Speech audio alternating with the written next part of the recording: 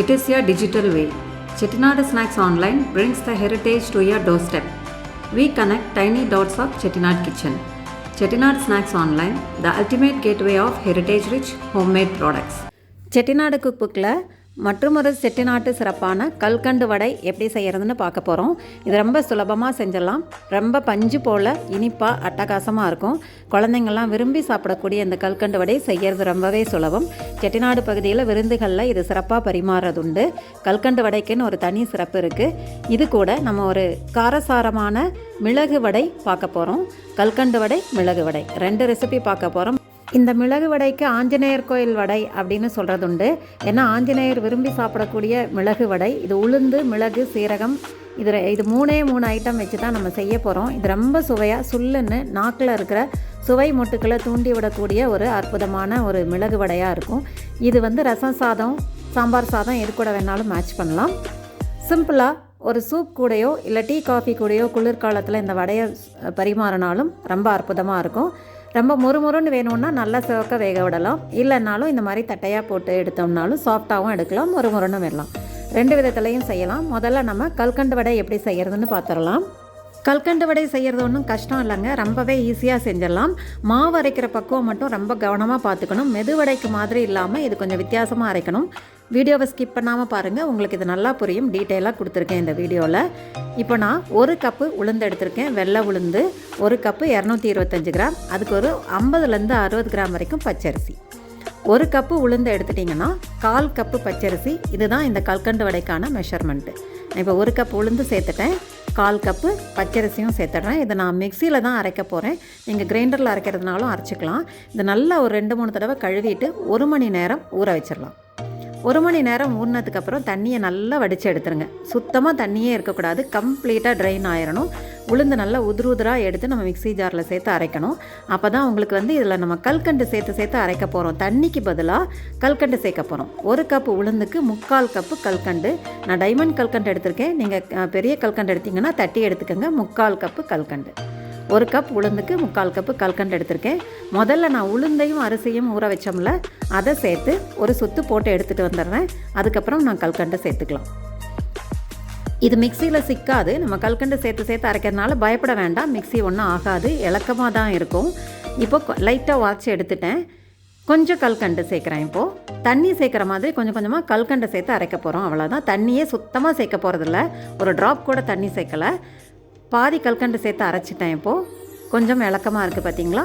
இன்னும் மிச்சம் இருக்க கல்கண்டையும் சேர்த்துடலாம். 1 கப்புக்கு 3/4 கப்பு கல்கண்டு. அதிகம் சேர்க்காதீங்க, ரொம்ப செவந்துடும், ரொம்ப நீர்க்கவும் வந்துடும் மாவு. அதனால் 3/4 கப்பு கல்கண்டு, தட்டின கல்கண்டு சரியாக இருக்கும். நல்லா வெண்ணெய் மாதிரி வந்துடுச்சு. அட்டகாசமாக அரைச்சி எடுத்தாச்சு. நல்லா கெட்டியாகவும் இருக்குது. இந்த மாதிரி நல்ல கெட்டியாக இருந்தால் தான் உங்களுக்கு தட்டி போடும்போது வடை நல்லா டோனட் மாதிரி மிருதுவாக வரும். இதுக்கு இன்னொரு விஷயம் இங்கே கவனிக்கிறதுக்கு என்னென்னா, இந்த மிக்ஸி ஜார்லேருந்து எடுத்துகிட்டு இந்த மாவை ஒரு 10-15 நிமிஷம் நான் ரெஃப்ரிஜரேட்டரில் வச்சிடுறேன். வச்சு எடுத்தோன்னா மாவு சூடாக இருந்தாலும் உங்களுக்கு செட் ஆகிடும். அதனால தான் ஒரு 10 நிமிஷம் வச்சு எடுத்திருக்கேன். இப்போது ஒரு 2 பிஞ்சு உப்பு சேர்த்துக்கிறேன். உப்பு சேர்த்தா சுவை நல்லாயிருக்கும். சேர்த்து நல்லா பீட் பண்ணி விட்டுருங்க. ஏற்கனவே சொல்லியிருக்கேன், வடை மாவுக்கு இந்த மாதிரி பீட் பண்ணி எடுத்துட்டோன்னா வடை ரொம்ப சாஃப்டாக கிடைக்கும்ன்ட்டு. எண்ணெய் நான் காய வச்சுருக்கேன். இப்போ நான் வடை போட்டு எடுத்துடலாம். கையை நல்லா வெட் பண்ணிவிட்டு ஒரு சின்ன லெமன் சைஸுக்கு மாவை எடுத்துக்கோங்க. சின்ன அளவு மாவு எடுத்தாவே இது நல்லா உப்பி பெரிய வடையாக வரும். கல்கண்டு வடையில் எப்பயுமே பெருசாக வரும் சின்னதாக போட்டாவே.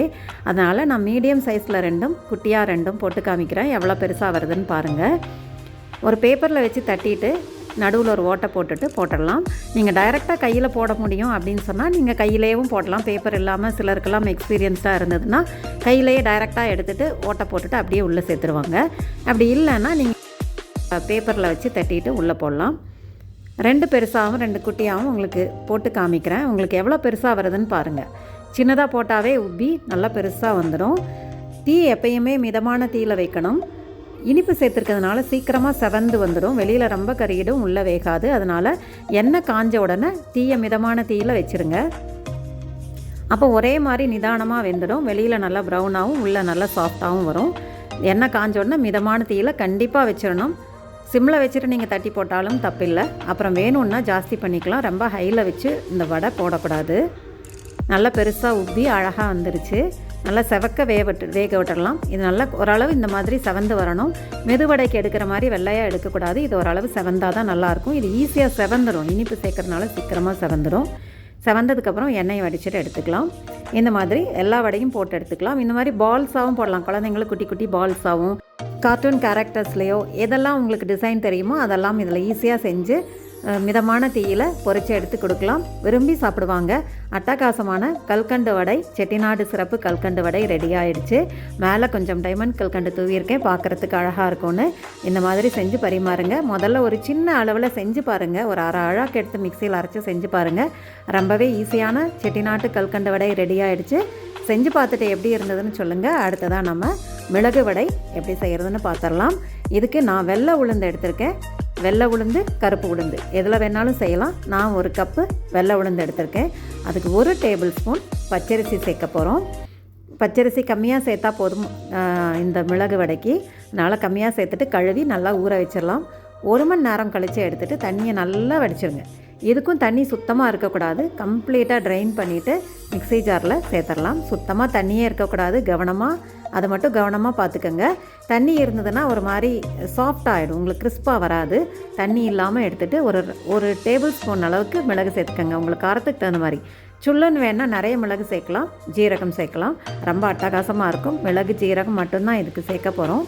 இதை சேர்த்துட்டு கொரப்பாக அரைச்சி எடுத்துகிட்டு வந்துடலாம். கொரப்பாக இந்த மாதிரி டைட்டாக அரைச்சி எடுத்துட்டிங்கன்னா வடை நல்லா கிறிஸ்பாக வரும். தண்ணியே இருக்கக்கூடாது. தண்ணி அதிகமாக இருந்ததுன்னா ரொம்ப ஒரு சாகியாக ஒரு மாதிரி சாஃப்டாக வந்துடும்.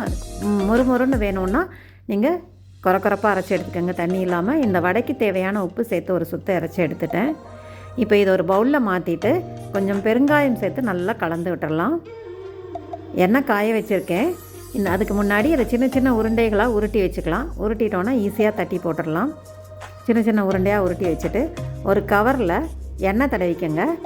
எண்ணெய் தடவினீங்கன்னா கிறிஸ்பாக வரும். தண்ணி தடவினீங்கன்னா சாஃப்டாக வரும். உங்களுக்கு எப்படி வேணுமோ அப்படி பண்ணிக்கலாம். கிறிஸ்பாக வேணும்னா எண்ணெய் தடவிட்டு ஒரு பிளேட்டை மேலே வச்சு லைட்டாக அழுத்தி கொடுத்தீங்கன்னா ரொம்ப ஒரே மாதிரி தட்டிடுங்க. இல்லை ஒரு இடத்துல கனமாக ஒரு இடத்துல லேஸாக இருக்கும். அது இந்த மாதிரி பண்ணிங்கன்னா ஒரே மாதிரி ஈவனாக கிடைக்கும் வடை உங்களுக்கு. பண்ணிவிட்டு ஒரு சின்ன ஓட்டை போட்டுட்டு எண்ணெயில் போட்டு பொரித்து எடுத்துடலாம். ஒரே மாதிரி வரணுங்கிறக்காக தான் நம்ம மேலே ஒரு பிளேட்டை வச்சு ப்ரெஸ் பண்ணி எடுத்தோம். ஈவனாக உங்களுக்கு தட்டி கிடைக்கும். இது நல்லா கிளம்பி வருது பாருங்கள். இது கொஞ்சம் கனமாக இருக்கிறதுனால கிளம்பி வருது. இன்னும் நீங்கள் கொஞ்சம் அழுத்தமாக தட்டிட்டிங்கன்னா லேஸாக வரும். லேஸாக இருந்தால் கிறிஸ்பாக வரும். உங்களுக்கு எந்த மாதிரி வேணுமோ அந்த மாதிரி போட்டு எடுத்துக்கலாம். இது நான் உங்களுக்கு போட்டு காமிக்கிறதுக்காக கொஞ்சம் கனமாக தட்டி போட்டிருக்கேன். லேஸாக தட்டிங்கன்னா நல்லா சிப்ஸ் மாதிரி நல்லா மொறுமொறுன்னு கிடைக்கும். ரொம்ப நைஸாக அரைக்கக்கூடாது மாவு. இது கொஞ்சம் கொரப்பாக அரைச்சி இந்த மாதிரி தட்டி எடுத்துக்கோங்க. எல்லா வடையும் இந்த மாதிரி போட்டு எடுத்துடலாம். உங்களுக்கு தேவையான பக்குவத்தில் மொறுமொறுன்னோ சாஃப்டாகவோ தட்டி போட்டு பொரித்து எடுத்துடலாம். அட்டகாசமான ஆஞ்சநேயருக்கு பிடித்தமான மிளகு வடை ரெடி ஆகிடுச்சு. இதுவும் உங்களுக்கு உபயோகமான ரெசிபியாக இருக்கும்னு நினைக்கிறேன். 2 ரெசிபியும் செஞ்சு பாருங்கள். நம்ம சேனலை சப்ஸ்கிரைப் பண்ணாதவங்க சப்ஸ்கிரைப் பண்ணிக்கோங்க. ஃப்ரெண்ட்ஸ் கூட ஷேர் பண்ணிக்கோங்க. செட்டிநாடு சிறப்பு பலகாரங்கள் எல்லாமே உங்களுக்கு பயனுள்ளதாக ஆத்தென்டிக் ரெசிபியோடு நாங்கள் அப்லோட் பண்ணுவோம். இனிப்பான கல்கண்டு வடை, சுள்ளுன்னு மிளகு வடை 2 ரெசிபி பார்த்துட்டோம். செஞ்சு பார்த்துட்டு எப்படி இருந்ததுன்னு சொல்லுங்கள். தேங்க்ஸ் ஃபார் வாட்சிங். சுவையை ரசிக்கலாம் வாங்க.